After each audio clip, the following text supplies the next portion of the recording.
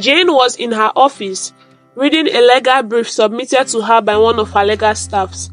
It was 4 p.m., but she was bent on finishing the lengthy document because she needs to understand the contents to be able to argue a case properly in 2 days in court. At exactly 4:30 p.m., a woman rushed into the office in tears. "Good afternoon. My name is Simbi, and I would like to divorce my husband. I need a lawyer to help me argue my case in court," Simbi said. She did not even care to sit down on the seat offered her by Jane. She was panting like a rabbit that had been pursued by an aggressive fox. "Please sit down.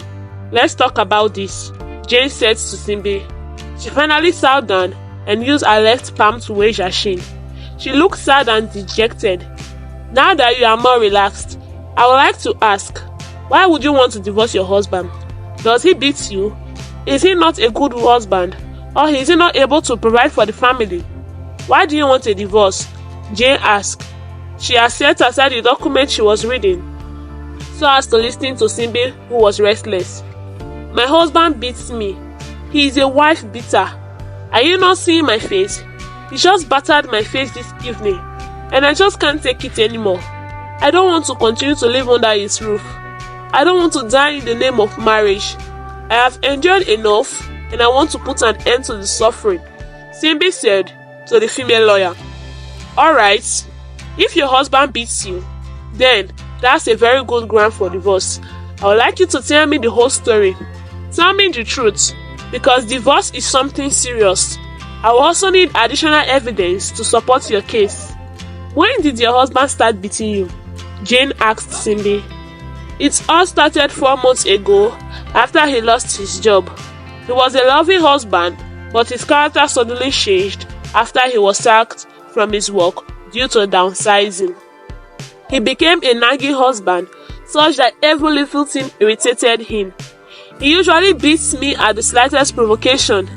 I have endured it for too long, and I would like to divorce him before I will die." "I'm too young to be married to a wife beater," Simbi said, amidst tears. "Do you have any evidence to support your claims that your husband beats you? I mean, do you have pictures we can use to prove the case in court? The court will not accept verbal narration of what your husband does to you. I will need evidence in the form of pictures and videos. Do you have any?" Jane asked. As Simbi was talking, she was busy jotting some points on a notepad. "I have pictures and videos. There's a lot of evidence," Simbi said as she handed her phone to Jane. Jane took the phone and browsed through the pictures. She saw photos of Simbi's battered face, and she was alarmed. "Your husband did this to you? Why did you wait for a long time before seeking a divorce? You wanted him to kill first?" Jane asked. "I was thinking he was going to change. I've been praying for him to change to the man he was. It's like someone is using shams to manipulate him. He was never a wife beater. He just changed all of a sudden. I was hoping and praying that he would stop beating me, but it was I was waiting for a ship at the airport. Last week, he almost made me blind with a very painful slap on my face. That was the last straw that broke the camel's back. I have made up my mind to divorce him," Simbi said sadly. "Are you sure about this?" Jane asked. "If I wasn't sure, I wouldn't have come to here. I came here because I want divorce.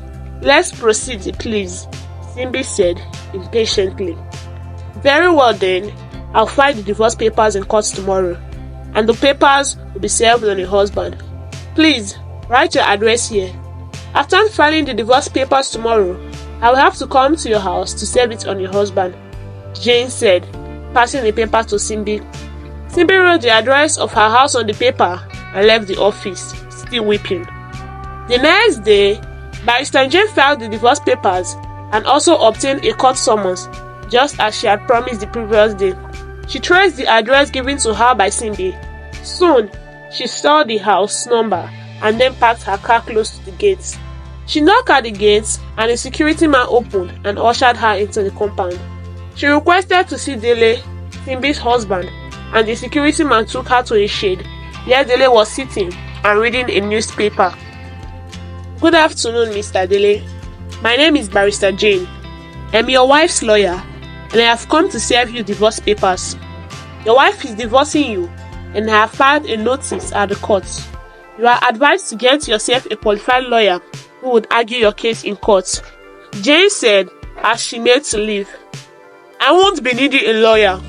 I'm a lawyer myself.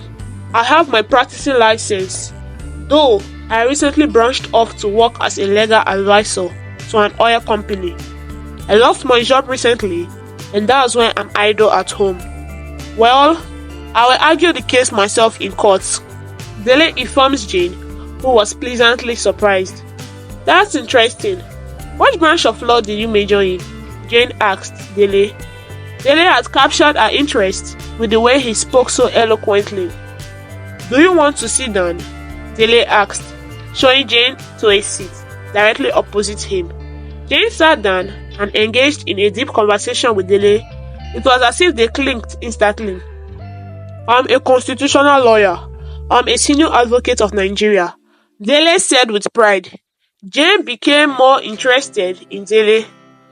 "You should set up your chambers, you know. You shouldn't be idle. You are so intelligent," Jane said. "I don't know if I can still shine as a practicing lawyer.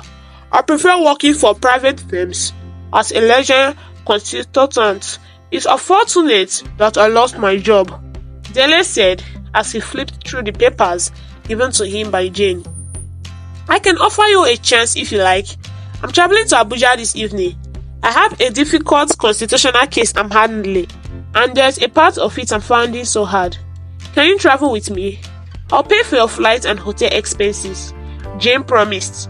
Dele thought for a while before nodding his head. "Why not? Let's do it," Dele said as he stood up. He went indoors and grabbed his bag and hopped into Jane's car, and they drove to the airport. When they got to Abuja that night, they slept in the same hotel room. Jane is 40 years old, though she still looked young and more beautiful. The demands of her job have not allowed her to get married. She was always busy and had no time for men. She was very rich as well, but she knew the time had come for her to get married before she enters menopause. She decided in her heart that she was going to do everything possible to win Dele's heart, since his wife was divorcing him. "Since his wife is dumping him, I will pick him up and clean him up and make him my man," Jane said to herself while taking a bath that night. Dele was already in bed when she went to take a shower. When she was done, she went to meet him. Dele did not resist when Jane touched him and invited him to taste her bottle of honey. After all, his wife was not allowed him to touch her for months. They did what they were not supposed to do. "My sleep will be different this night. I can't remember when last I did this. I'm happy I missed this one. I'm holding him tight," Jane said to herself as she slept off. Barrister Jane was the first to wake up. She looked at Dele closely and admired how handsome he was. His face looked smooth and tender like that of a child. He's so handsome and young. He doesn't look like he could hurt a fly. I wonder why his wife is bent on divorcing him. His wife said he's a woman beater, but he looks so innocent to me. I'm sure there could be another reason why his wife wants to leave him. Well, if she leaves him, I will pick him up. I just want a man in my life. Even if the man is a wife beater, I'll manage him," Jane said to herself. She was sitting on the edge of the bed. The time was 5 a.m. and Jane wanted to prepare for the case she had in court that day. She brought out the legal brief and some of the arguments she had written. She knew she had a strong argument to win the case, but was somehow convinced that something was missing. She needed help. She tapped Dele gently. "Please, I need your help," Jane said. "All right," Dele said calmly. He stood up from the bed, went to the bathroom to ease himself, and then returned to the room. "This case is giving me headache. It's a governorship election case, and I don't want to lose. I will make a lot of money if I win. Is there a way you can help me put up a stronger argument?" Jane asked Dele, who was sitting beside her. "Sure." Dele took the legal brief and went through the summary. When he was done reading, he took a pen and started writing. After writing for about 1 hour, he handed what he had written to Jane. "This is impressive. You are so intelligent. You know all the sections of the Constitution offhand. How were you able to write all this in just 1 hour? I'm impressed, honestly. I will just dump what I have prepared to use in court and use your own instead," Jane said with a romantic smile. "Thank you. I'm sure you will win the case," Dele said. He was right. Jane went to court that morning and she won the case using the arguments Dele wrote for her. Dele did not follow her to court, but he remained in the hotel room for her to return. When she came back, she hugged him so tightly. "I'm so glad you are here with me. Thank you for what you did for me. You saved me today. I have a reward for you," Jane said as she dragged Dele to the bed in the hotel room. She did not allow Dele to taste her bottle of honey by himself. She was the one who opened the bottle of honey and poured it into Dele's mouth. "You know how to do this very well. I think this is the best I have experienced," Dele said. "Really? I've forgotten how to do it. Even I don't have time for men because of the demands of my job. But when I met you, I fell for you instantly. I think I have fallen in love with you. I hope you feel the same way for me," Jane asked. "Of course I do. I have fallen in love with you as well. I don't think anyone in his right senses will reject you. No man ever rejects honey," Dele said, giving Jane a gentle poke. "We have to go back to Lagos today because your wife's case against you is coming up in court tomorrow. I have booked our flights. Please, take your bath and prepare yourself. You will spend the night in my house in Lagos," Jane said as she stood up and started packing her bags, getting ready to leave the hotel room. "By the way, how do you plan to defend yourself in court? Your wife has a strong case against you, and she's bent on divorcing you. She said you beat her, and she has strong evidence to show the court. What are you going to tell the court in defense?" Jane asked Dele, who had finished bathing and was putting on his clothes. "Well, leave that to me. Also, please, can I help you prepare the argument for the divorce case against me? I can do that while we're on the airplane, so that before we land in Lagos, I will be done. I promise you will also win the case if I help you with the arguments," Dele responded. "Wait, you want to prepare the argument against yourself? The case is against you. Do you still remember? Do you want to lose? How can you prepare a case and argue against yourself?" Jane asked with laughter. However, she still allowed Dele to prepare the case for her. When they landed in Lagos, they had another wonderful moment in Jane's house in Lekki. "Your house is so big. You mean you live here all alone?"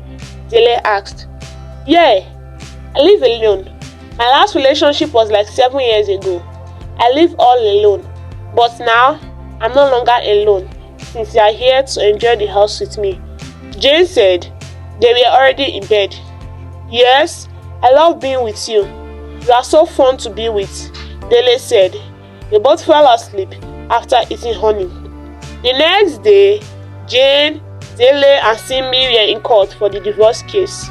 Simbi had no idea that her husband Dele was busy eating Jane's bottle of honey.